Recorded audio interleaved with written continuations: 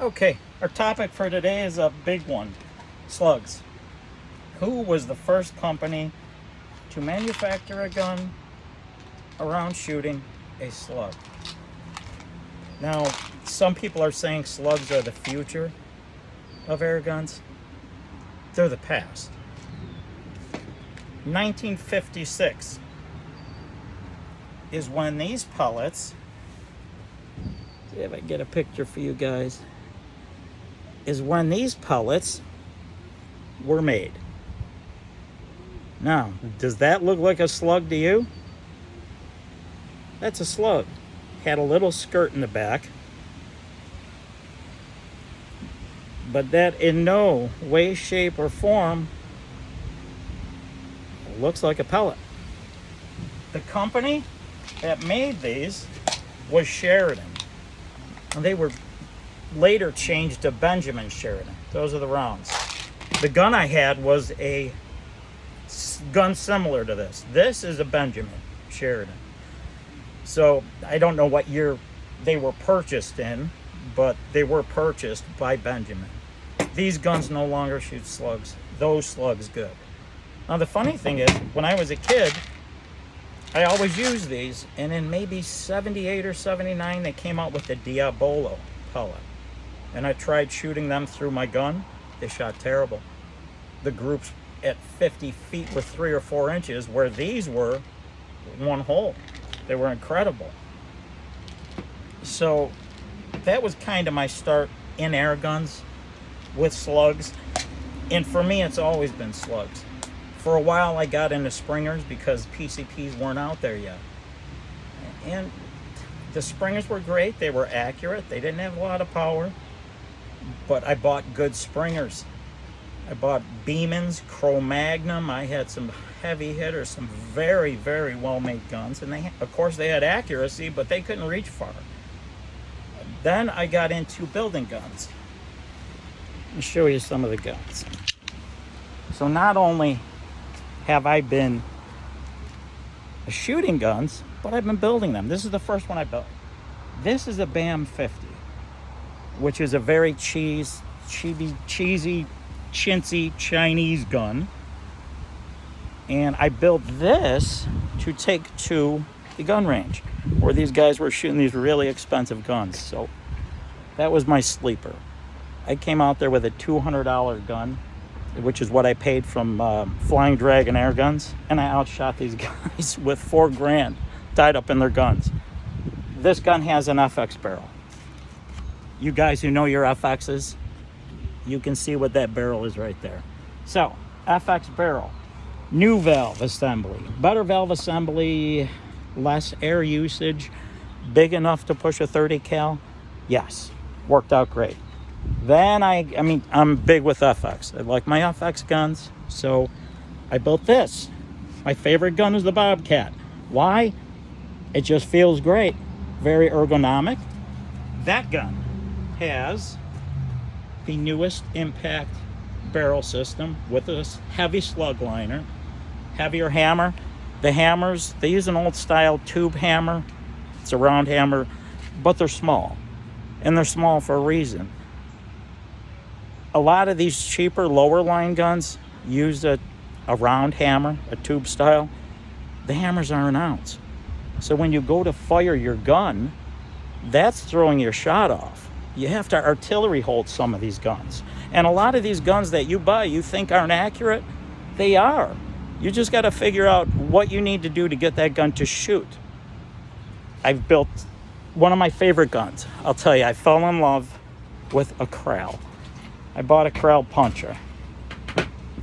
I fell in love with the gun. You guys know how it is. You find something, you see it on the internet, you got to have it. Well, this was my gotta have. Right here. I had to have it. I liked the wood stock. I liked everything about it. The only thing I didn't like about it, and it could have been this gun, because I see a lot of guys who shoot these guns and they shoot really good. This one at 50 yards, it was weird. It would shoot two groups. It would shoot a couple shots in one spot, and then it would bounce to a couple shots in another spot. So I went over everything. Made sure everything was tight, scope, the whole 9 yards. making sure there wasn't a leak somewhere. So finally, what did I do? Once again, FX barrel. I put a regulator, lane regulator, redid the valve in this. This now shoots like an Impact 2. I've got 920 feet per second out of a Nielsen 25 caliber slug, 38 grain slug. And the accuracy is incredible. So I've got the background in these guns. I've done this a long time. And the gun, and I was getting a little bored. With me, it was more about building these guns. And the funny thing is, I'd be building it, like when I was building this gun, right? I'm building the gun, I'm excited, I looked at all its weaknesses. And I'm in the middle of building this gun, and my mind's on building this gun. So before I'm even done, my mind's on something else. Until I found this beauty. This gun changed it all. Now, why did this gun change it all? Cuban K1. Why did the gun change it all for me? Because it is hammerless. This is a variant of a Crossman. A lot of people don't know that. Crossman in the 50s designed a hammerless gun. You did not have to cock it. You had to open the bolt to put the pellet in, but you would pump the gun and fire it. You did not have to cock the gun. It was hammerless like that gun. The power these guns make is different. You have to shoot the gun to understand, to fully understand. That gun will shoot a 40 grain slug, 25 caliber, at 1,280 feet per second if I wanted to. Right now I've got it set at about 1,040, which it seems to like, with a 38.9 grain Nielsen. And I think it's 250 size slug. Now, I can get more accuracy, better accuracy, if I use .249. Right now, 100 yards, it's an inch. If I use a H&N, .249 34 grain, that gun will shoot .654, center to center, out of that Cuban. And here's a big thing for you Cuban guys out there. I'm going to tell you what I noticed. STKO, he's up there on YouTube, right? He's got an AEA. He's shooting a bullpup. And terrible. It was shooting terrible groups. I think it was at 35 yards. So he tries doing the artillery hold, right? So he does the artillery hold. The groups were one-hole groups. And this goes back to your shot cycle. How heavy is your hammer? How light is the gun? You don't want an extremely light gun. We're not shooting firearms here. The projectiles aren't leaving a barrel at 3,000 feet per second. We're leaving at usually under 1,000. So when you have a heavy hammer gun, when you fire the gun and the hammer hits the valve, that's actually moving your gun before the shot's coming out the barrel. So the artillery hold with an AEA, these guns are pumping out massive power. Why? They have a huge valve. And what do you need to push and open a big valve? A very heavy hammer. You see these guys cocking those things? They're hard to cock, and they have a heavy hammer for a reason. That is throwing off your shot, and that's why you need to do the artillery. Now, my Cuban was the same thing. I mean, when I get into making a gun, it's a compulsion. It has to work perfect. It's got to do what I want. It has to sit in a gun case for a month, and me be able to pick it up and hit the target the same way I did when I sighted it in a month before. That's what the gun's got to do. For this gun to be accurate, it was so light in the nose. Very, very lightweight. I mean, very thin aluminum on the shroud. What I noticed is it had a pronounced kick to the left every time you shot it, even when you held it. And you held it tight. So what did I add to it? I added this. Sticky weights. Sticky weights to the suppressor. And this isn't the first time. When I shot this gun, same thing. I noticed. I built a suppressor, super heavy for this. I made it heavier for a reason. When it was heavier, the groups tightened right up. And I mean, that's got an FX pellet liner. That's got the newest generation liner. And it shoots incredible. And I'm going to tell you another thing why. FX is building these carbon fiber barrel shroud covers. They go around the liner, right? And you bond it to it. Carbon fiber has directional strength. Is it going to help? I'm sure it'll help.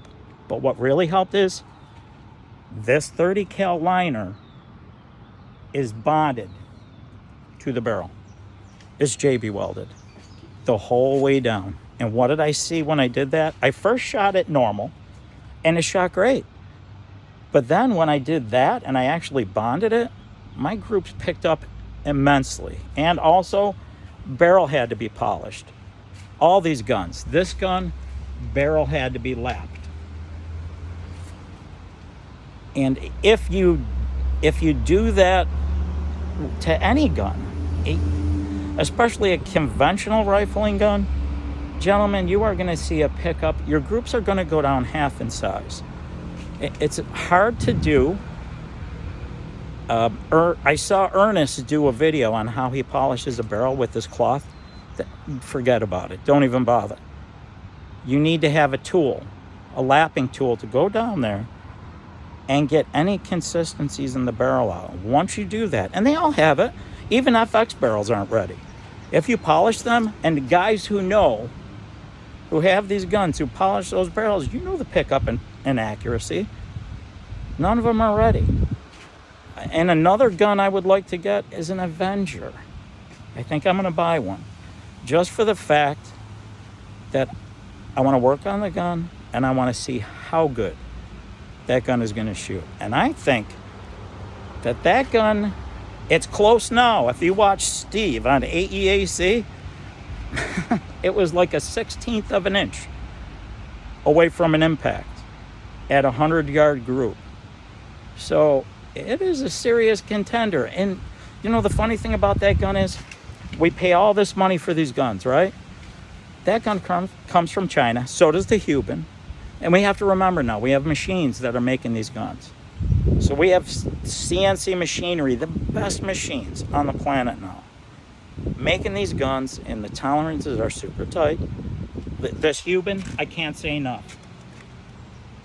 You load your magazine, you don't have to cock the gun. If I pay $2,000, I don't want to cock a gun. And that gun has unlimited power. And I'm telling you guys, it's just incredible. You have to pick up the gun and shoot it. Now, the new barrels in these guns, I'm sorry I'm getting off my Avenger topic, but I got to go back to this. This is a 2018 model. So this model was choked. 17.7 twist. So one twist and 17.7 inches. New guns. Chinese barrels. Made unbelievably. The best models, 23.3. One turn and 23.3. No choke.